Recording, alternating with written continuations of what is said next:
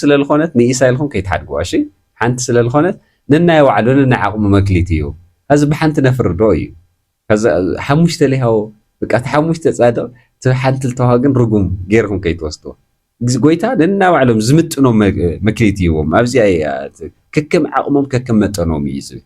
ከከም ዓቕምና ከከም መጠና እዩ ህፃን ቆልዓ ዝበልዐና ዓብይ ዝበልዐ ሓደ ይኾነ ስለዚ ኣብ ንገብሮ ኩሉም ነገራት እምነት ንስእን ብጣዕሚ ብዙሓት ሰባት ኣለና ሶ ታይና ክንኾን ዘለና ክንብል ተለና ናፍቲ እምነት ክንመጽእ ናፍቲ ምግባር ክንመጽእ ናፍቲ ሓጎስ ክንመጽእ ናፍቲ ሰላም ክንመጽእ ይጽውዕ ማለት እዩ እቲ መበል መወዳእታ እንታይ እዩ ዝብለና ነገልገልቲ ዝምጥን ነገር እዩ ዝስበኽ ዘሎ ንኣመንቲ ነገልገልቲ እዩ እዚ ስም ክርስቶስ ተጸሪፍና እንታይ ንብል ሕና ኸዚ ዋው በቃ ንሓዳድጎ ካብ ነገር ዋይ ታቲኒ ንብል ክንደክም ተለና ገዳም ኸይድና ተመላሊስና ኣብ ድኻምና ውሽጢ ሓይሊ ከም ዘሎ ንኣምን እሙና ተገልገልቲ ኣለና ሕዳቲና ማለት እዩ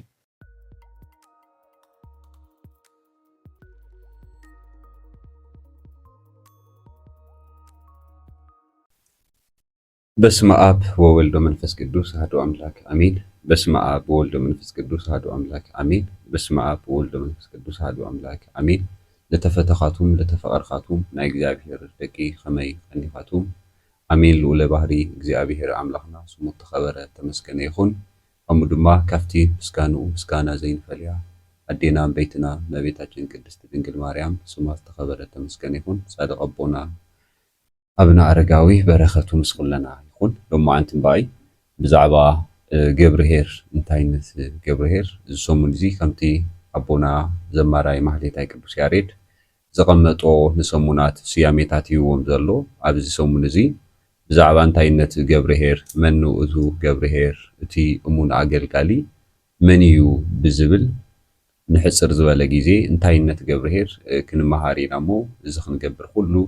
ናይ ኣምላኽና እግዚአብሔር ቅዱስ ፍቃዱ ይኹነልና እንታይ ይብለና እቲ እሙን ኣገልጋሊ መን እዩ መኑ እቱ ገብርሄር ይብለና እዚ ስያሜ ዝተዋሃቦ እቲ እሙን ኣገልጋሊ እቲ ሓቀኛ ተኣማናይ ዝኾነ ገብርሄር መን እዩ ብዝብል ኢና ክንመሃር ማለት እዩ ስለዚ እዚ ነግንዮ ኣብ ማቴዎስ 25 ካብ ቁፅሪ 14 ጀሚሩ ክንሪኦ ተለና ብዛዕባ ወሃዋይ መክሊት እዩ ዝገልጽ ንዚ ሰሙን እዚ ዝውክል ማለት እዩ ማቴዎስ 25 ካብ ቁፅሪ 14 ክንሪኦ ተለና ከምዚ ይብል መንግስተ ሰማያት ከምቲ ክገይሽ ዝደለየ ሰብ እሞ ነገልገልቱ ፀዊዑ ገንዘብ ዝሃቦም ትመስል ይብለና መንግስቲ እግዚአብሔር ብዝተፈላለየ ግዜ እተፀውዐትሉ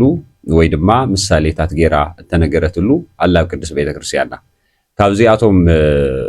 ሓደይ ብጣዕሚ ኣብ ቅዱስ ቤተክርስትያን ተፀውዐ መንግስቲ እግዚአብሔር ብመርዓ ብከብካብ ተመሲላኛ ብከብካብ ናይ ሓጎስ ቦታ ናይ ደስታ ቦታ ብምዃኑ መንግስቲ እግዚአብሔር ኩሉ ግዜ ክትምሰል ተላ መጽሓፍ ቅዱስ በብዝሓ ግዜ ብመርዓ ተመሲላኛ ንመርዓውያ ከም ትጽበ መርዓ ተመሲላኛ ኣብዚ ድማ እንታይ ይብለና ኣሎ መንግስቲ እግዚአብሔር ከም ዝትምሰል ይብለና ኣሎ እንታይ ይብለና ኣለካው መንግስቲ እግዚአብሔር ከምዚ ክገይሽ ዝደለየ ሰብ እሞ ነገልገልቱ ፀዊዑ ገንዘብ ዝሃቦም ትመስል ይብለና ንነፍሲ ወከፎም ከዓ ከከም ዓቕሞም ይብለና ኣብ ቅዱስ ቤተክርስትያንና ከከም ፀጋኻ ከከም ውህብተኻ እዩ ዝበሃው ውህብተና ከዚ ከከም ናብዓልና ውህብቶስ ተዋሂብና ኣሎ ኣብ ቅዱስ ቤተክርስትያን ኣብ ኩሉ ነገርና እግዚአብሔር ከከም ፀጋና ሂብና እዩ እዚ ወሒድለይ እዚ ለይ ሃበኒ እዚ ለይ ገበረለይ ንብል ብጣዕሚ ብዙሓት ሰባት ክንህሊ ንኽእል ኢና እግዚአብሔር ግን ከከም ውህብቶና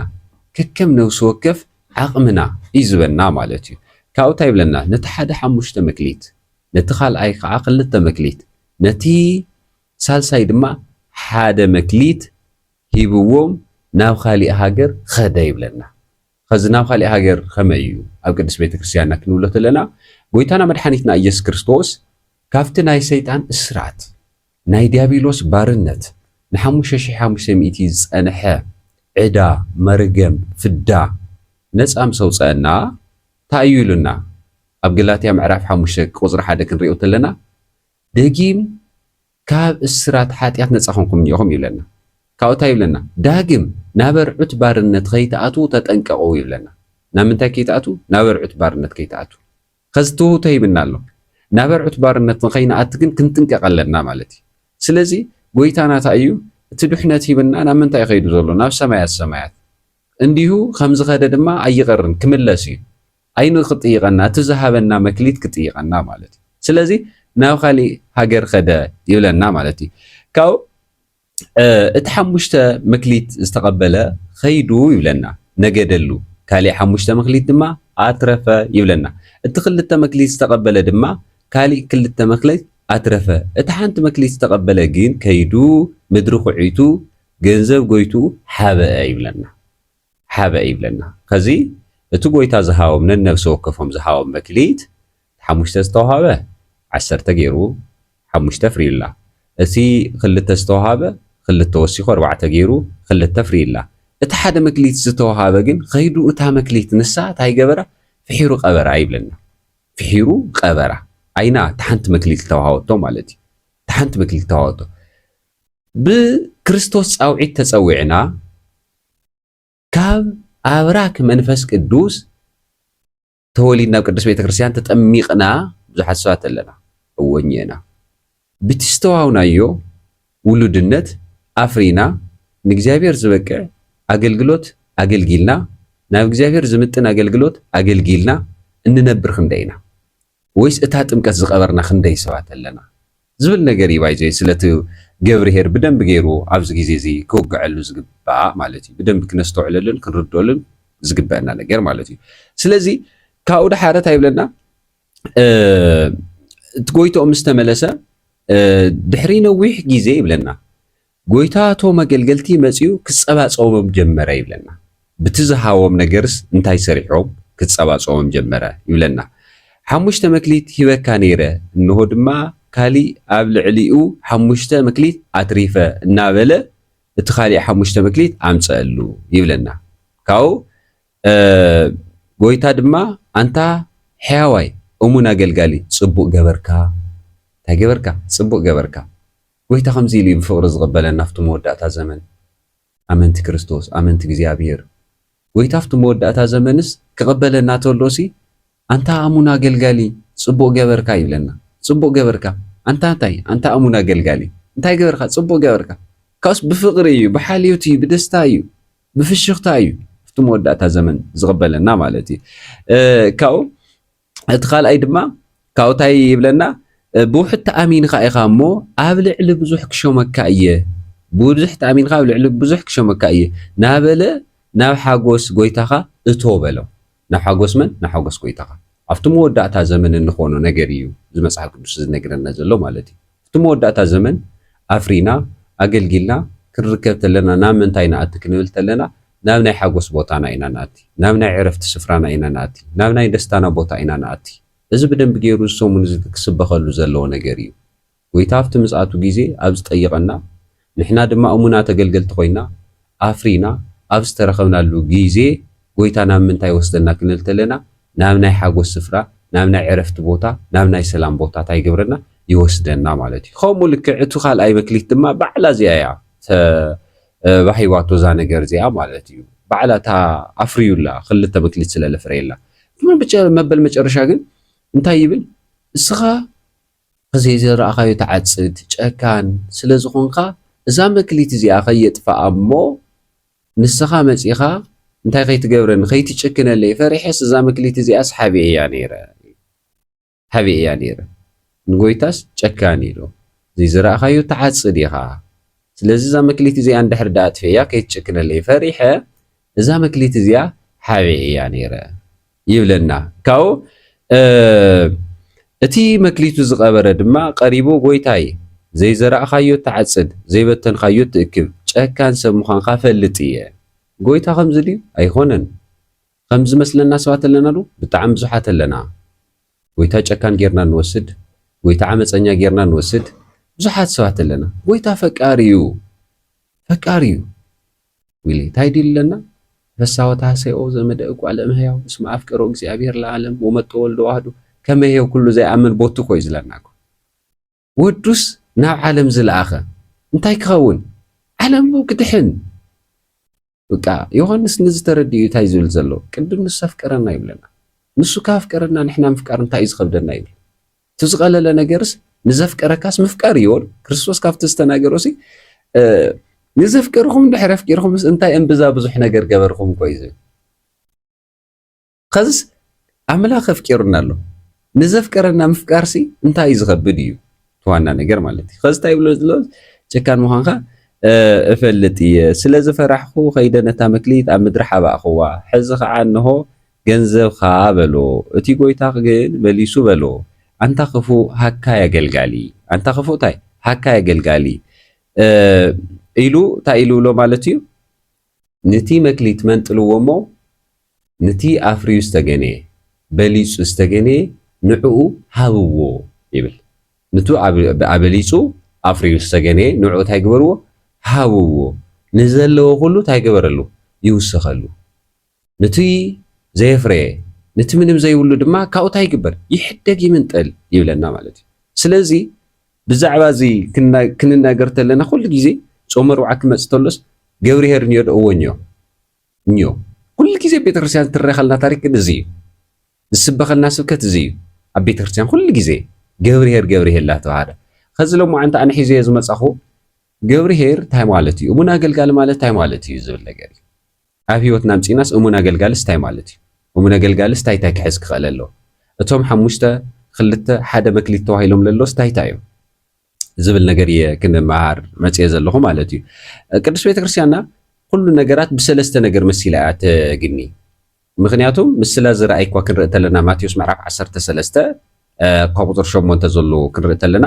33 ፍረ ኣፍሬ ያትብል እንሆ ይብል زرعي خزر وصا أمن قدي زود غزر نيرو التنعواف متسين بلعو يبل التنعواف تاي مالتي أبجازك زابير نمهر دسيب لنا بتعمل حجوس نجرجن كذاك بيت كريستيان قد موصانا أتن زتوهانا أتن استزرع الزرع أبلبنا متسي سيطان كوسدن طلعي مالتي عواف متسين بلعو زلزلو كاوغتيلو أمن تاي زرع يزولنا أفجنجا انتاي سأنا يبلنا سور سأنا جنج أزوزحو بوتا بستزرة سور سأنا امنا زي بلنا بتعم بزح سوات لنا بك أن نفرح لا ترطرنا نمص كل نجر نجبرو لا تطرطرنا لخونا بتعم بزح سوات لنا سلازي تايز بلنا كنبلت لنا في مسلا زرعي كنريوت لنا سور سأنا يبلنا مالتي سلازي عم نجبرو كلهم نجرات امنا النسن بتعم بزح سوات لنا سو تاينا كنخون زلنا كنبلت لنا نافت امنت كنمص نافتي مغبار كنمص نافت حقوس كنمص نافت سلام كنمص يصوع مالتي يتمبل مودات انت يزلنا نغلغلت زمط ነገር እዩ ስبخ ዘሎ ንኣመንት ነገልገልት እዩ እዚ አንተ ኣሙን ዝብል መንኡ ትገብርሄት ዝብለና ዘሎስ አحنا ኣሚና ዝተጠመቅና ሰባት ኣብ ኣገልግሎት ንዘለና ሰባት እዩ ዝውክል ማለት እዩ ስለዚ እንታይ ይብለና እቲ ካልእ ዘርእስተ ዝተዘርአ ግን ኣብ ሓመድ ኮይኑ በቆለ ይብለና ግን እንታይ ነበሮ ዕሾኽ ነበሮ ይብለና እዚ ድማ ታዩ ክንብል ተለና ብስብከትና ብጣዕሚ ብዙሕ ልወፃና ሰባት ክንህል ንኽእል ብዝማሬና ብጣዕሚ ብዙሓት ሰባት ልወፃና ክንህል ንኽእል ዝተዓበና ሰባት ኣለና ዶ ሓነቆ ይብለና ትዘርኢ ምስ ወፀ ሓነቆ መሓነቆ ዝኾነ ናብ ቅድስት ቤተክርስቲያን ኣብ መንፈሳዊ ህይወት እንታይ እዩ ክንብል ተለና ትምክሕትን ትዕቢትን እዩ ስለዚ እቲ መበል መወዳእታ ግን ተዘርአ እንሆ ድማ ኣብ ሰናይ ምድሪ ኣብ ልሙዕ ቦታ ወደቐ ይብለና ካብኡ እንታይ እዩ ዝብለና ክትከም ዓቕሚ እዩ ዘፍሪ ኣብ ገዛ እግዚኣብሔር ክንመጽ ተለና ከዚ ኮታ ኢሉ ጨኒቕና እኒኦ ከምስለና በቃ ኣነስ መነኩሴ ተለይኾንኩ ይብል ኣነስ እዚ ተለይኾንኩ ይብል ውህብትኻ ግን እንታይ እዩ እስኻ ተዋሃብካዮስ መንፈሳዊ ውህብቶ እንታይ እዩ ንዓኻ ዝተዋሃብካዮ ውህብቶስ ሓሙሽተ ድዩ ክልተ ድዩ ሓደ ድዩ እዚ ኢና ክንፈልጥ ዘለና ማለት እዩ ካብኡ እንታይ እዩ ዝብለና እቲ ቃል 30 60 100 ፍረ ኣፍረ ይብለና 100 ፍረ ኣፍረ እዚ ዝነግረና ካብዚ ኣቦታት ትርጉሞ ተለው ጵጵስና ዘለው ብድንግልናዊ ህይወቶም ተሐዋርያ ቅዱስ ጳውሎስ ዝተናገሩ ኣብ ቀዳማይ ቆሮንጦስ ዘለው ቀዳማይ ቆሮንጦስ ምዕራፍ 7 ካብ ቁጥር 8 ክርእ ተለና እንታይ ይብለና ተተኻኢልኩም ከማይ ትትኾኑ ጽቡቕ ይብለና ግን ሓዲኡ ገለ ሁተሎ ይብለና ብጣዕሚ ዝገርም ማለት እዩ ሓደ ቅዱስ ጳውሎስ ተተኻኢልኩምስ ነንሕድሕዱ ሰበይቲ ተሃልዩ እንዲ ዝብል ትቃል ካብዚ ተተኻኢልኩም ሰማይ ትትኾኑ ደናግል ኾንኩም ክርስቶስ ብቻ ትትሕጉስ ጽቡቕ ግን ውህብቶን ሓደ ሰብ ሓዲኡ ልገለ እዩ ልኾን ስለዚ ማዕረ ክኾነ ይኽእል እቲ ውህብቶ እዚ ይብለና ስለዚ እንታይ ይብለና ኩሉና ናውዓል ፀጋ ኣለዎ ኣንብብዎ ኸይድኩም ገዛ እዚ ኩሉና ናይ ባዕሉ ውህብቶስ ኣለዎ ይብለና خاص يشجرنا نيو وتنا ينفلتي نمونكس كهديقنا ينمس عالم تسحبنا ديكونا نقبل عالم تسحبنا نزمر عالم تسحبنا وتنا صقنا بدن بغيرنا مفلات يلينا مالتيو سلازي እቲ ጵጵስና ደረጃ ቅስና ደረጃ ድቁና ደረጃ ለሎ ኢሎም አቦታት አይገብሮ ይወስድዎ ማለት እዩ ስለዚ ካብቶም ሓሙሽተ ተዋይሎም ዝተጠቀሱ ታእዮም ክንብል ተለና ሓሙሽተ ብሄር ኦሪት ይብልዎ ሊቃውንቲ ሙሴ ዝፀሓፈ ሓሙሽተ ብሄር ኦሪት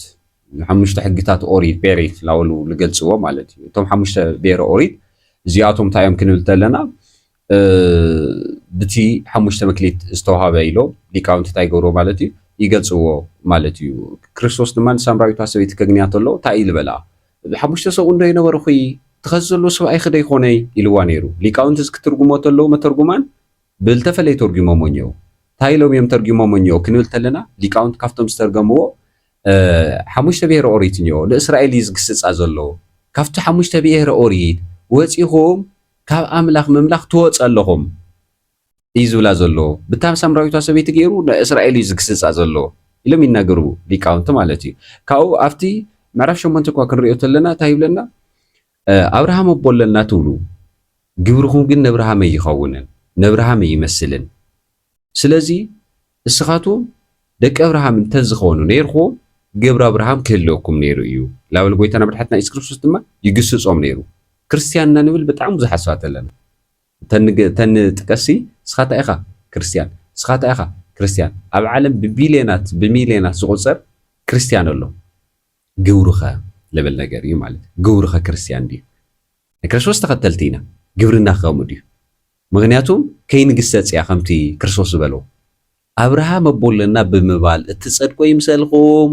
ኢኮ ዝበለ አብርሃም እስካብዚ እምንዚ ውላድ ከተስእ ምዃኑ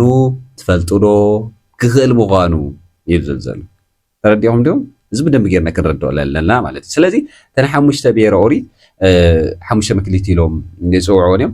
ኣብ ጵጵስና ደረጃ ዘለዎ ቦታትና ድማ ሓሙሽተ መክሊት ዝሓዙ ኢሎም እዮም ደረጃ ዕቤቱ ማሕና ይኮነ ይንዕቅኑ ብቻ ግን ሓብ ብምንኩስና ሓሊፎም ኣብ ጵጵስና ደረጃ ለለዎ ቦታት ሓሙሽተ መክሊት ዝተውሃቦም ትብሎም ቅድስት ቤተክርስትያንና ማለት እዩ እዚ ብደንብ ጌርና ክርድኦ ዝግበና ማለት እዩ ካብ ሓሙሽተ መክሊት ዝተዋሃበሉ እንታይ እዮም ክንብል ተለና እምነት ደስታ ምሕረት ትዕግስቲ ተስፋን ፍቅርን ብሓደ እንታይ ቀዳማይ ቆሮንቶስ ምዕራፍ 13 ቁጥሪ 13 ዘሎ እምነት ተስፋ ፍቅሪ እዚአን ሓቢረን ይጸንዓይን ልዕሊ እዚአን ኩለን ግን ተዓበየት መን እያ ክንብል ተለና ፍቅሪ እያ ያው እምብዎ ኩሉ ንብረት ሕሊፈ ተሃውኹ ፍቅሪ ግን ድሕሪ ዘይብለይ ከንቱ እዩ ሰውነተይ ንምቅፃል ሕሊፈን ተሃውኹ ፍቅሪ ግን ድሕሪ ዘይብለይ ከንቱ እዩ በቃሁም ይላበል ነገርና ከም ዝዳሃት ጸናጽል ላበለቅ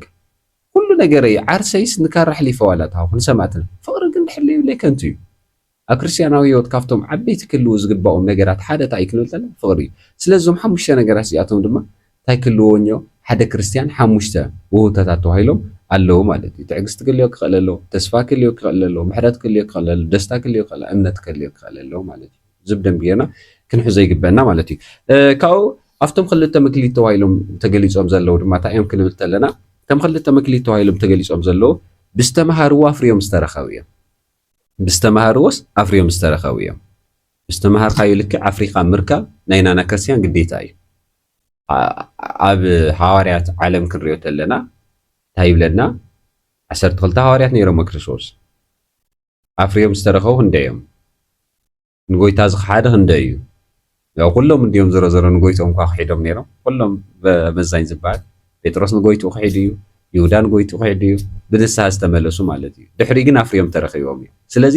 ብዝተምሃርካዮ ልክዕ ብዝተሾምካዮ ልክዕ ኣፍሪካ ዝተገነካ ድማ ሰብ ክልተ መክሊት ተባሂሎም ይግለጹ ማለት እዩ ብዝተምሃርዎ ልክዕ ኣፍርዮም ዝተረኸቡ እዚኣቶም ዘለዉ ድማ ኣብ ቅስና ማዕርግ ዘለዉ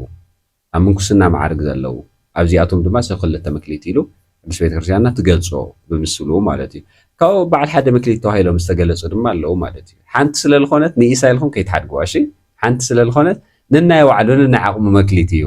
እዚ ብሓንቲ ነፍር ዶ እዩ ሓሙሽተ ለይሃው በቃ ሓሙሽተ ጻድቕ ሓንቲ ልተዋሃ ግን ርጉም ጌርኩም ከይትወስድዎ ጎይታ ነናይ ባዕሎም ዝምጥኖም መክሊት ይዎም ኣብዚኣ ከከም ዓቕሞም ከከም መጠኖም እዩ ዝብል ከከም ዓቕምና ከከም መጠና እዩ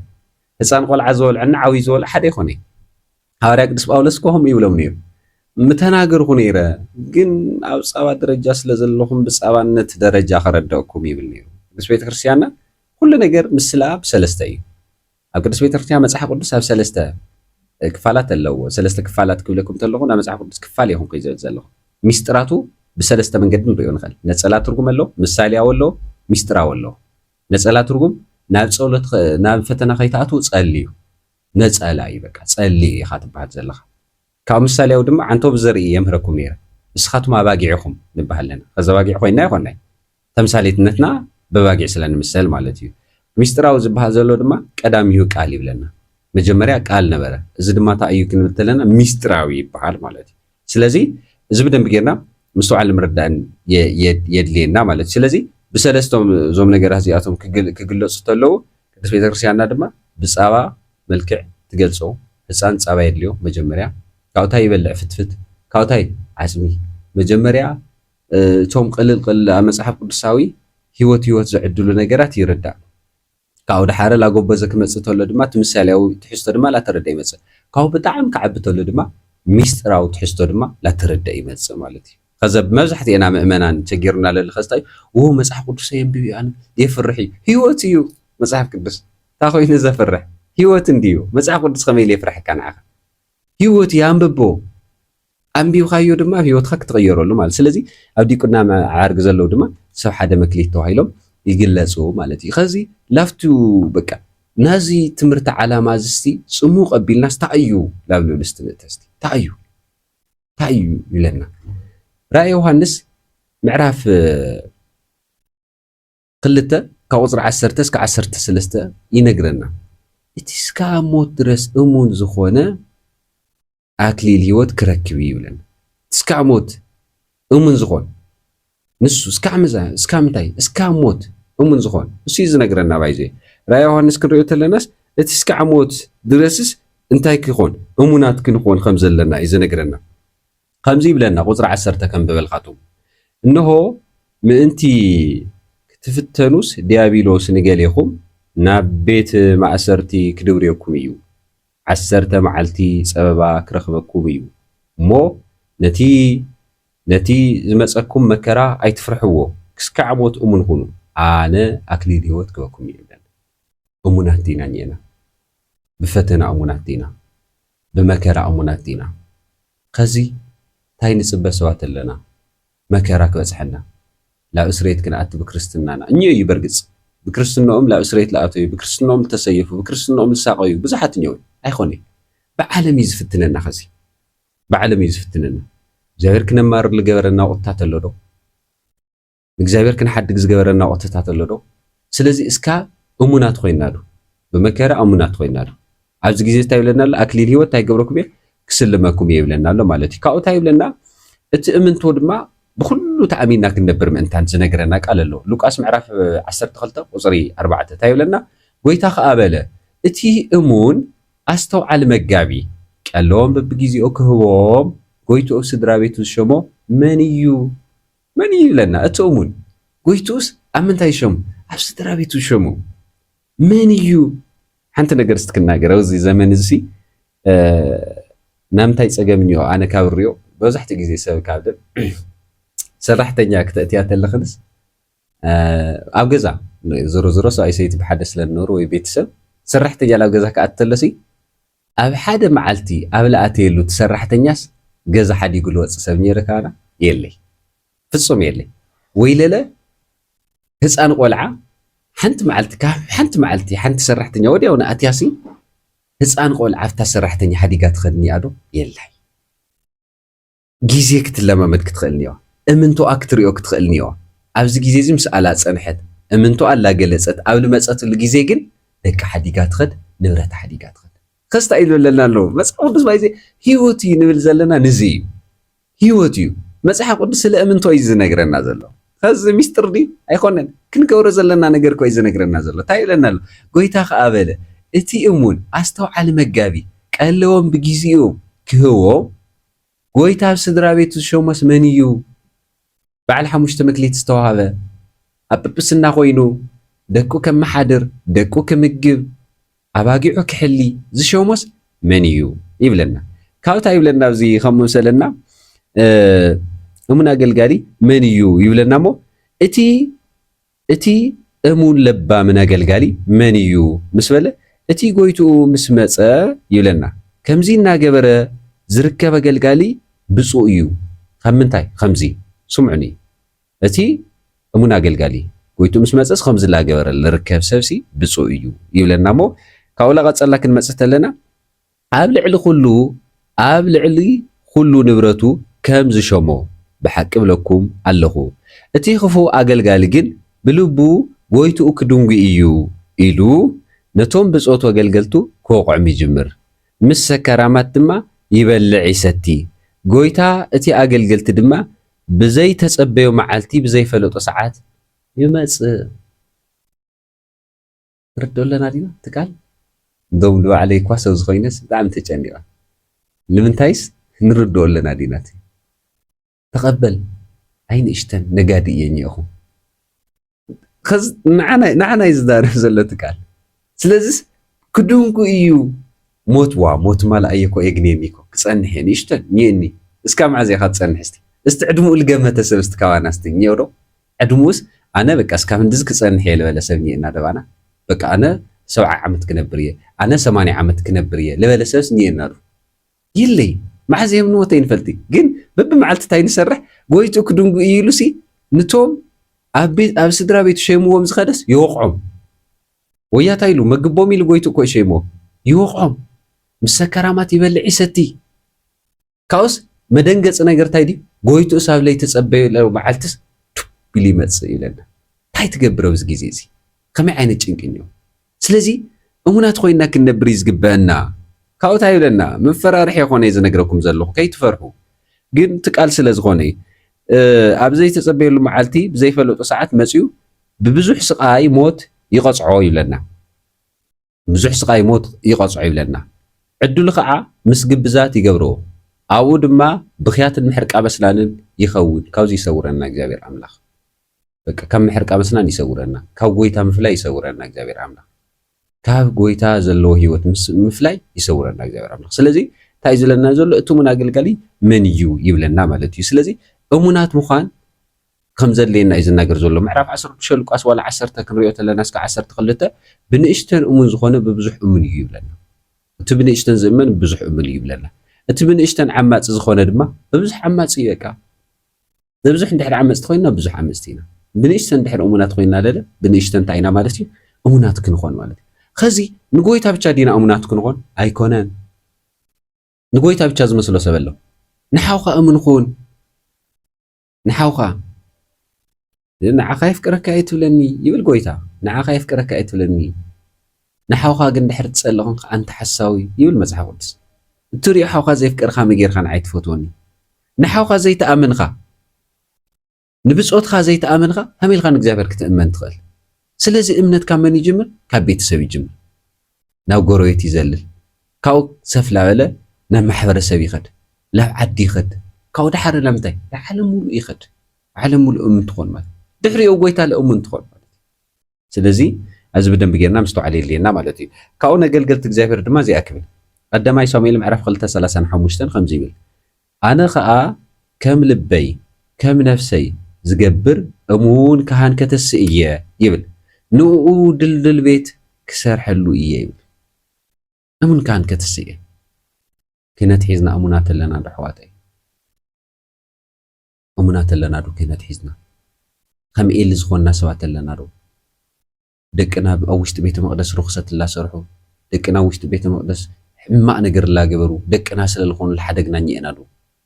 ወክንህሊ ኢና ስለዚ እንታይ ይብለና ኣሎ ጎይታ ኣነ ከዓ ከም ልበይ ከም ነብሰይ ዝገብር ካህን ከተስ እየ ኢሉ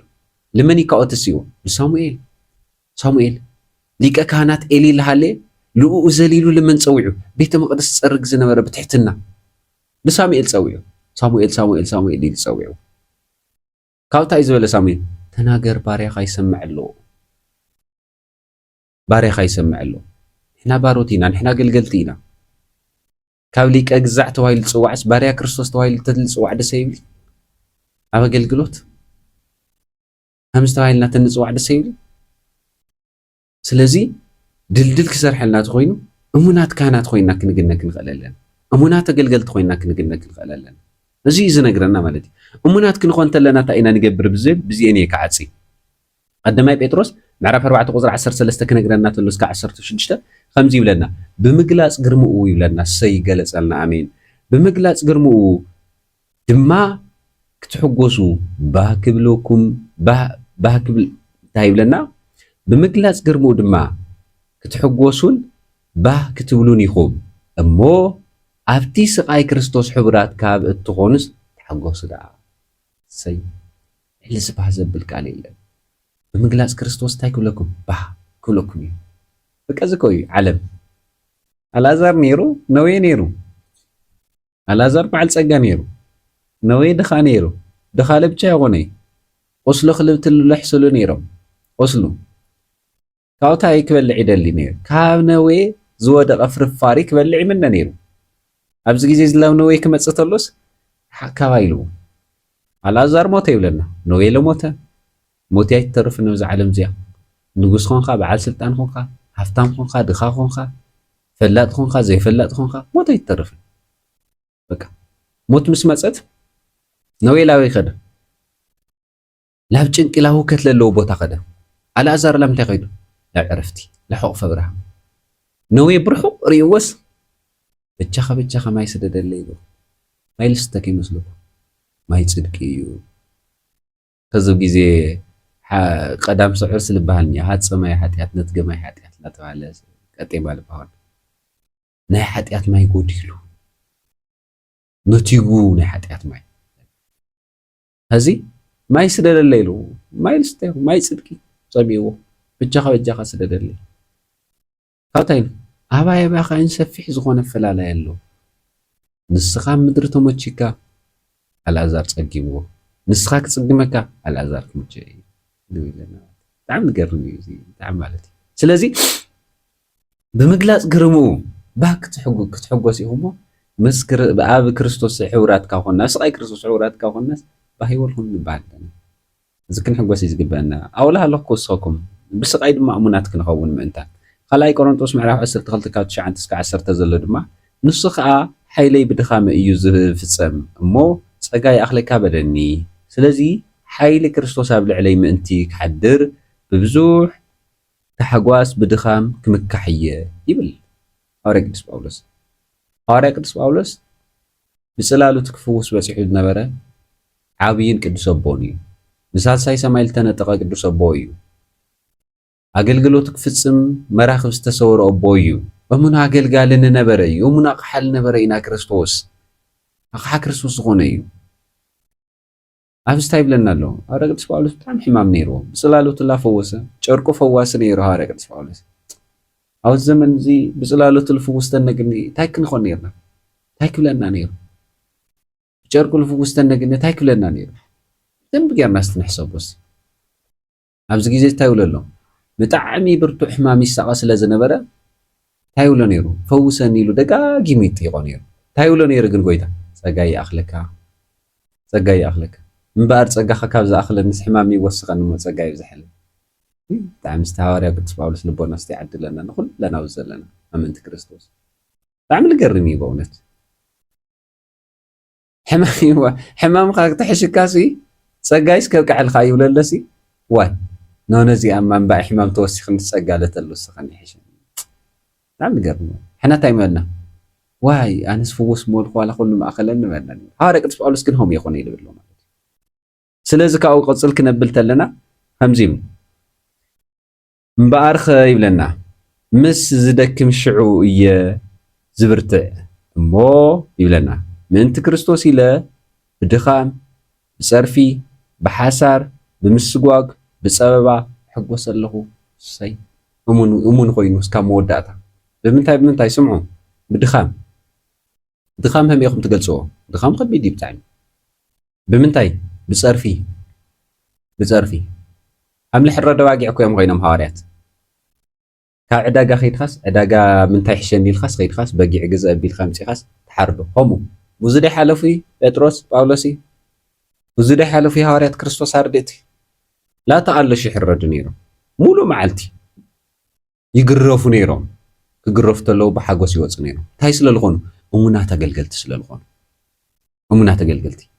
ብስም ክርስቶስ ተፀሪፍና እንታይ ንብል ሕና ኸዚ ዋው በቃ ንሓዳድጎ ካብ ናጋ ዋይ ታቲኒ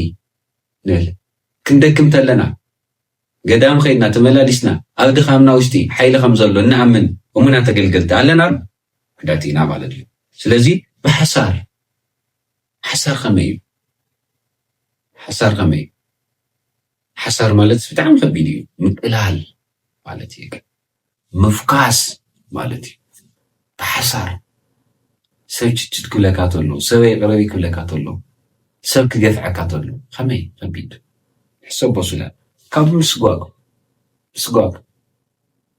ከም ዘለኩም ነው ከሳጉጉኹም እዮም ምዕራፍ 10 ምእንቲ ስመይ ያው ኩሉ ሱዱዳንን ጽሉኣንን ክትኾኑ ኢኹም ክቐትልኹም ክመጽእ ተሎ ካብቲ ሓደ ከተማ ናብቲ ሓደ ከተማ እንታይ ገበሩ እደሙ ምስጓግ ስትሕሰብዎ እስቲ ከዓድኹም ወፂኹም ትስጓጉ ተለኹም ስትሕሰብዎ እስቲ ምእንቲ ክርስቶስ ኮይ ከዓድኹም ወፂኹም ክትስጓጉ ተለኹም ብጣዕሚ ከቢድ እዩ ማለት እዩ ካብ ብዙሕ ፀበባ ሕጎስ ኣለኹ ይብል ማለት እዩ ፀበባ ብጣዕሚ ከቢድ እዩ ፀበባ ብጣዕሚ ጭንቂ እዩ ስለዚ ብብዙሕ ነገር እዚ ክንሕጎስ ኣብ ክርስቶስ ተስፋ ክንገብር ብፀበባና ክንሕጎስ እሙናት ኣገልገልቲ ምእንታን ክንኸውን ቃል ቅዱስ መፅሓፍ ከምዚ ኢሉ ይነግረና ማለት እዩ እሙናት ኣገልገልቲ ኹኑ መኑ ውእቱ ገብርሄር ይብለና ዝሰሙን እዚ ማለት እዩ ካዚ ንዛ ሰሙን እዚኣ ትምጥን ትምህርቲ እያ እዛ ሰሙን እዚኣ ዝተለማምድዋ እሙናት ኣገልገልቲ ምዃን ካዚ ኣገልጋሊ ክኾን ተሎ ንዲያቆን ንቐሺ ንሰንበት ተምሃራይ ንኣብነት ተምሃራይ የኾነ ብቻ ልባው ኣገልገልቲ ክርስቶስ ዘለናስ እሙናት ኣገልገልቲ ዲና እሙናት ዲና ሞቶ ዝመፀ ግዜ ፀኒዕና ንጋደል ዲና ምስዳደብ ልመፀ ግዜ እንፀንዕ ሰባት ዲና እዚ ብደንብ ገይሩ ክርዳና ዘለዎ ማለት እዩ መን ነበረ ቅዱስ ጳውሎስ ብጣዕሚ የጨንቆ ነይሮም እንታይ እዩ ላበሉ በቃ ዋላ ንህቦና ኮለኮ መፅኦምስ እንታይ ትሰርሕ ኣለኻ መርከብ እንታይ እያ መርከብ ኣይትፍለጥ የሻይት እንድዒ ትንሳፈፍ ድያ እንታይ እያ ትኾን መርከብ ካብኡ ሰማይ ይርዩ ደመና ዘየለ ስኢልካ ትሰርሕ ኣለኻ ቁፅሪ 24 ክትሪእዎ ተለኹም ስስዮ ዝናገረና ኣው ክናገረና ተሎስ ብዛዕባ ምጽኣት ክርስቶስ ክናገር ተሎሲ እቶም ኣብ ነበሩ ዘመናት ይብለና እንታይ ይብለና እስካብ እቲ ምጽኣት ግዜስ እንታይ ይብለና ይበልዑ ይሰትዩ ነበሩ ይብለና ካብኡ ታይምሉ ነይሮም ኣብ እንታይ ይብለና ከምቲ 24:37 ከምቲ ብዘመን ኖህ ዝኾነ ምጽኣት ወዲ ሰብ ከዓ ይብለና ከምኡ ክኸውን እዩ ከምቲ ቅድሚ ማይ ኣይ ዝነበረ ግዜ ይብለና ክስካዕ እታ ናይ ኖህ መርከብ ዝኣትወላ መዓልቲ ክበልዑ ክሰትዩ ክዋሰቡ ዝፀንሑ እዮም ማይ ኣይ መፅኡ ድማ ንኩሉ ሰብ እንታይ ገበሮ ከም ዘጥፍኦ ይነግረና ማለት እዩ ስለዚ ንኖህ እንታይ ብሎ ነይሮም እንታይ ሰፈር ተኣኪቦም መፅኦም ከዮም ኖህ ብቻ ምስ ቤተሰቡ እዩ እታ መርከብ እዚኣ ዝሰርሓ ነይሩ እግዚኣብሔር ኣዝዝኒ ኢሉ እንታይ ከይመፅእ ትፈርሕ ኣለኻ ማይ ለሰማይን ካዕድሩ ሞ ደመና ለይልስ ማይ ካበይ ክመፅእ ይንሆን እዞም ክንኾን ተለና ንፀንዕ ዶ እዩ እሙናት ንኾን ዶ እሙናት ኣገልገልቲ ንኾን ዶ እዩ ርድኖም ዲሆም ንዝመፅእ ነገር ሓሲብናስ እሙናት ንኾን ዶ ዮናስ ሰብ እግዚኣብሔር እሙነ ይነበረ ሃዲሙ ፈሪሑ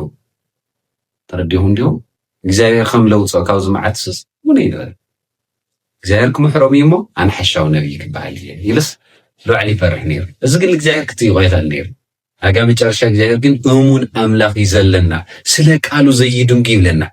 ኣብ እምንትኡ ዘይፍትኽ ዘይብል እሙን ኣምላኽ ኣለና እዩ ስለዚ እሙን ኣምላኽ ካብ ሃልየና ንሕና ደቂ እውን እሙናት ክንኸውን ይግበአና ዝመሃረና ዝገሰፀና እግዚኣብሔር ኣምላኽና ስሙ ተኸበረ ተመስገነ ይኹን ወስብሐት ለእግዚአብሔር ወለወላዲቱ ወለመስገን